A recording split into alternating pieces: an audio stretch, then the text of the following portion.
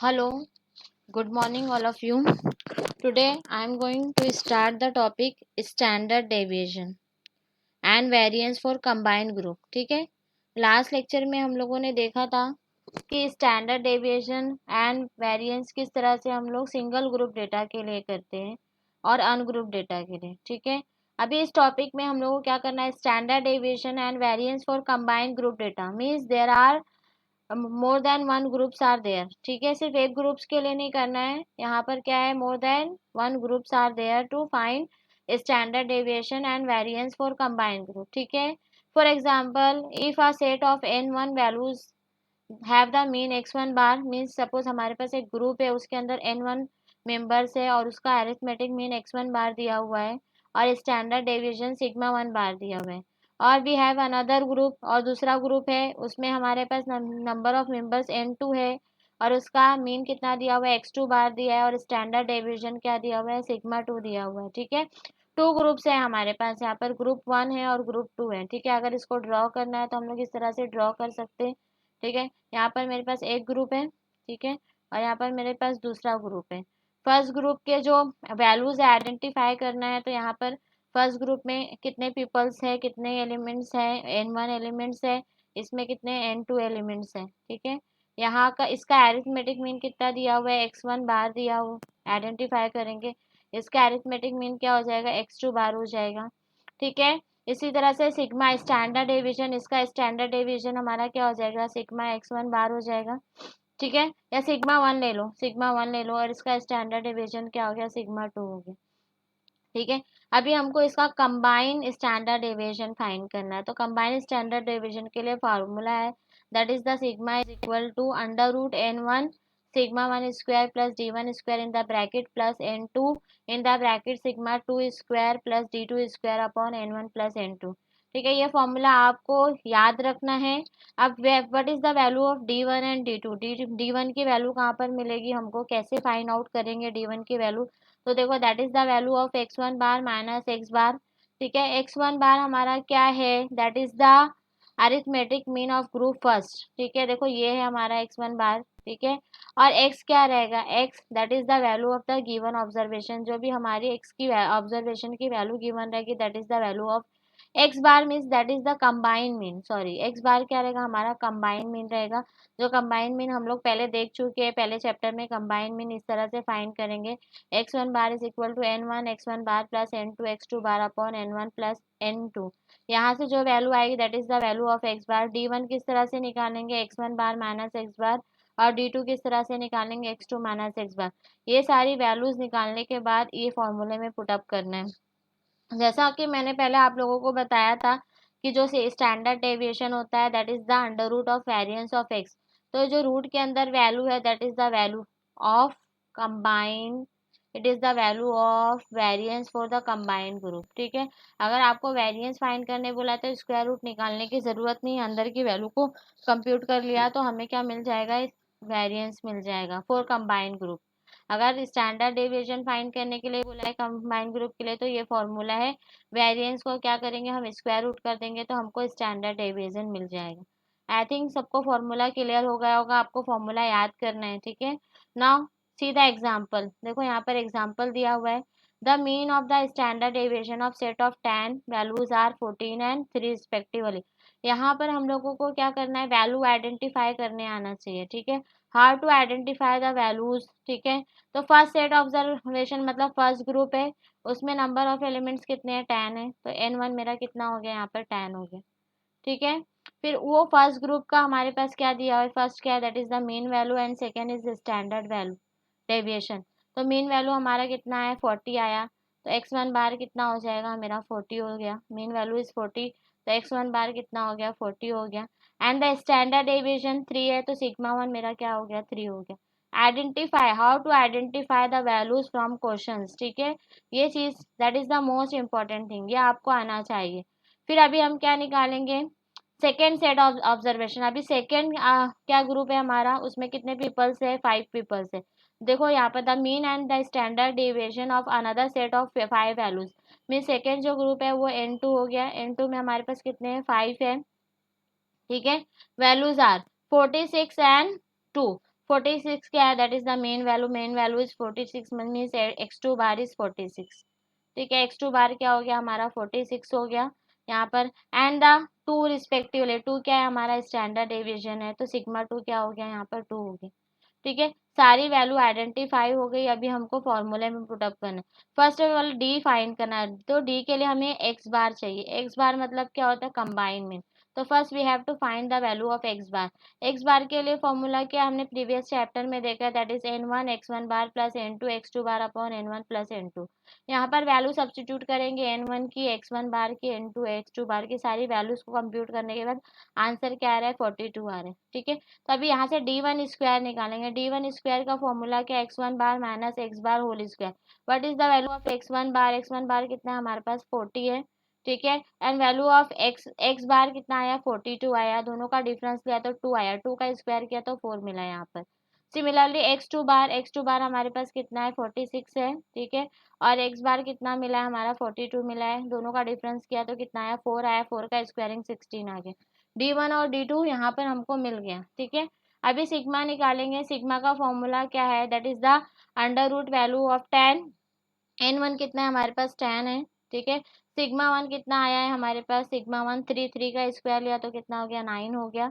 d1 find किया, यहाँ पर d1 कितना आया, 4 आया। d1 स्क्वायर 4 आया तो 4 पुट अप कर दी। सिमिलरली यार we have to substitute the value of n2 sigma 2 square plus d2 square upon n1 plus n2। ये सारी वैल्यूज को हम क्या करेंगे, सब्स्टिट्यूट करेंगे और इसका स्क्वायर रूट निकालेंगे, तो that is our combined standard deviation. अगर कंबाइन वेरिएंस बोला है तो कंबाइन वेरिएंस क्या आएगा, अंडर रूट के अंदर जो वैल्यू है दैट इज 15.33, ये हमारा क्या हो जाएगा, कंबाइन वेरिएंस हो जाएगा। और ये कंबाइन स्टैंडर्ड डेविएशन बोला है मीन्स क्या हो जाएगा, that is the square root of variance, we get the standard deviation, that is the value is 3.92। Okay, understood all of you, I think सबको समझ में आ गया होगा कंबाइन स्टैंडर्ड डेविएशन किस तरह से फाइंड करते हैं। We move to next topic, that is the coefficient of dispersion.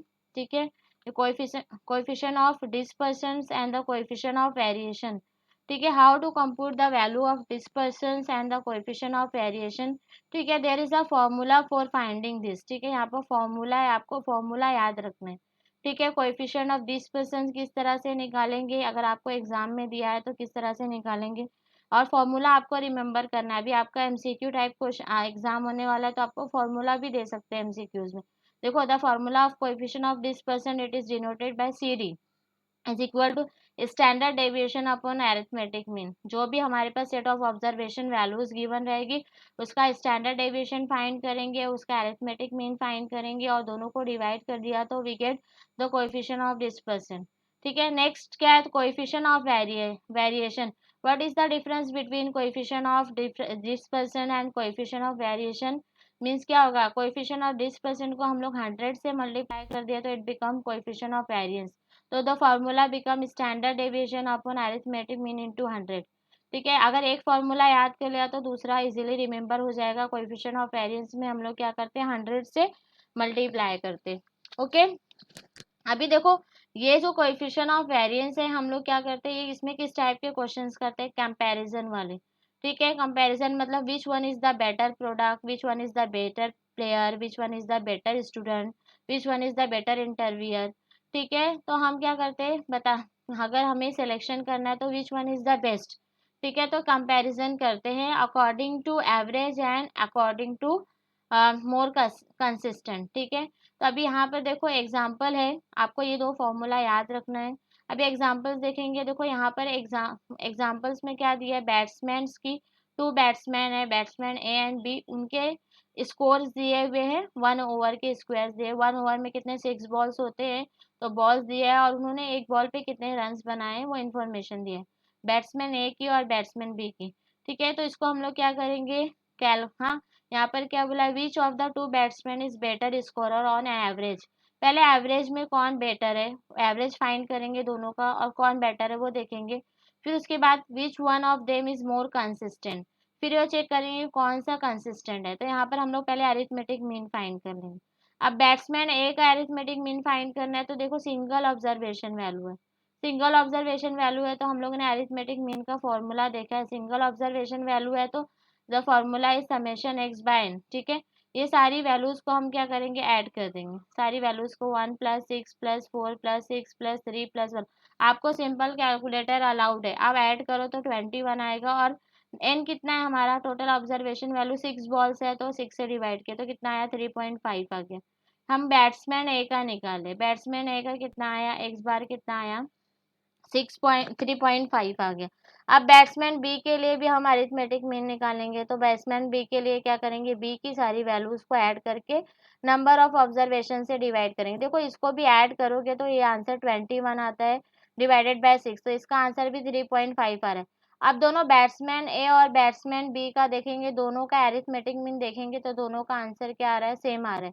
तो यहाँ पर दोनों बेटर स्कोरर है, एवरेज के हिसाब से दोनों बेस्ट है, यानी दोनों इक्वल पे आ रहे हैं, ठीक है।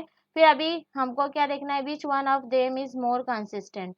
अब इसमें से कंसिस्टेंट कौन है, तो हम क्या करेंगे, इसका कोएफिशिएंट ऑफ वेरिएंस निकालेंगे। अभी कोएफिशिएंट ऑफ वेरिएंस के लिए हमें क्या चाहिए, sigma x upon x bar into 100 ये चाहिए। रिक्वायरमेंट क्या चाहिए, मुझे स्टैंडर्ड डेविएशन निकालना पड़ेगा और arithmetic mean for first batsman, batsman A के लिए। तो हमने एक्स बार तो निकाल लिया है बैट्समैन के लिए, अभी मुझे क्या, स्टैंडर्ड डेविएशन। तो सिंगल ऑब्जर्वेशन वैल्यू के लिए देखो स्टैंडर्ड डेविएशन का फॉर्मूला ये होता है √((x²/n)। ये इसका मतलब क्या हो रहा है, ((x/n) मतलब एक्स बार ना, यानी ये क्या हो गया, एक्स बार स्क्वायर। अभी देखो ((x²) किस तरह से निकालेंगे, जो भी इसकी वैल्यू है हम क्या करेंगे, इसका स्क्वायरिंग करेंगे।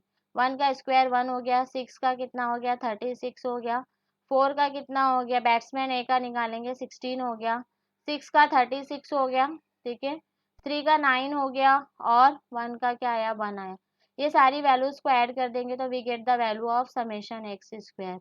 तो ऐड करने पर 99 आएगा और एन कितना है हमारे पास, 6 बॉल्स है तो 6 से डिवाइड करेंगे और ये हमारा एक्स बार कितना आया था, 3.5। इसको कैलकुलेट करने पर वैल्यू कितनी आ रही, 2.062। हाँ, that is the value of standard deviation. अभी हमको स्टैंडर्ड डेविएशन भी मिल गया और एक्स बार भी मिल गया, सब्स्टिट्यूट करके 100 से मल्टीप्लाई किया तो वी गेट द वैल्यू 58.91। ठीक है, आपको कैलकुलेटर अलाउड है तो आप कैलकुलेटर से कर चेक कर सकते हैं आंसर। फिर अभी देखो सेकंड बैट्समैन का भी हम स्टैंडर्ड डेविएशन निकालेंगे, सेम ऐसे ही ((x²) मतलब क्या करेंगे, इसका स्क्वायरिंग लेंगे, इसका स्क्वायरिंग, इसका स्क्वायरिंग, ये स्क्वायरिंग करके सबको ऐड कर देंगे, ठीक है। ऐड करने पे हमको क्या मिलेगा, यहाँ पर ऐड करने पे हमको ये वैल्यू मिल रही है 75/6 डिवाइडेड माइनस 3.5²। इसको करने पर हमको क्या मिला, 0.5। That is the value of standard deviation for batsman B. B का बैट्समैन बी का मिला, फिर इसकी वैल्यू को रख देंगे और कंप्यूट करेंगे तो 14.2 आ रहा है। अभी देखो कोएफिशिएंट ऑफ वेरिएंस में मतलब वेरिएंस जितना कम आएगा उतना कंसिस्टेंट होगा, ठीक है, डिफरेंस जितना कम होगा उतना प्लेयर कंसिस्टेंट होगा। तो यहाँ पर 58.91 आ रहा है और यहाँ पर 14.28 आ रहा है, तो बैट्समैन बी क्या रहेगा, more consistent than batsman A, ठीक है। तो since the coefficient of variation for the batsman B is less than the coefficient of variation of the batsman A, we जज batsman B to be more consistent in scoring, ठीक है, जिसका coefficient of variance कम आएगा वो ज़्यादा consistent रहेगा। तो इस तरह से हम लोग क्या करते हैं, कंपैरिजन वाले क्वेश्चंस करते हैं। आई थिंक सबको कंसेप्ट क्लियर हो गया होगा, ठीक है। उसके बाद डीमेरिट्स और मेरिट्स है तो ये आपको पढ़ने की ज़रूरत नहीं है। अब यहाँ पर मैं एमसीक्यूज़ है आपको, ये एमसीक्यूज़ आपको जो आपके बुक के पीछे दिए, मैंने पीडीएफ भी आप लोगों को बनाकर सेंड किया है, ठीक है। एमसीक्यूज़ के सारे, तो आपको सारे एमसीक्यूज़ एग्ज़ाम के लिए सॉल्व करने हैं, ठीक है। और एक इस तरह से भी आ सकता है आपको एमसीक्यूज में कि कोई भी क्वेश्चंस दिया है उसका फॉर्मूला दिया है और 4 ऑप्शन दिए है, तो कौन सा फॉर्मूला सही है आपको वो फॉर्मूले पे टिक करना है।